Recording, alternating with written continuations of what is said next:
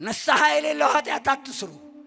ንስሐ የሌለው ኃጢአት አለ። ትንቢተ ኢሳይያስ ምዕራፍ 1 ላይ የሰው ላብ የሚበላ አለ ምክንያት የሰው ገንዘብ የሚበላ ደም እንዳፈሰሰ ነው ይላል።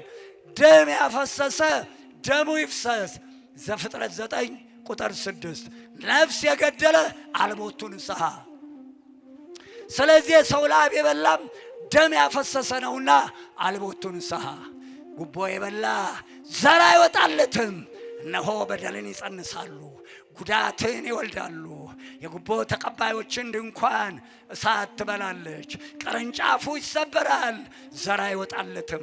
በአበባው ይረግፋል፣ ለወግ ለማድረግ አይበቁም። በአጭር ይቀራል ዘሩ። እነዚህ የጠራኋቸው ጉቦኛ፣ ሌባ፣ አራጣ ንስሐ የላቸውም። በጤፍ አሸዋ በወተት ውሃ የሚጨምሩ። አሁን የነገርኩህ መንፈስ ቅዱስን የሰደበ መንፈሳዊ ተዘምዶን ያፈረሰ አባቶችን የሰደበ ቅዱሳንን የሰደበ እመቤታችን እግዚአብሔር የሰጣትን ቅድስናዋን የነካ ስርየት የለውም፣ ንስሐ የለውም።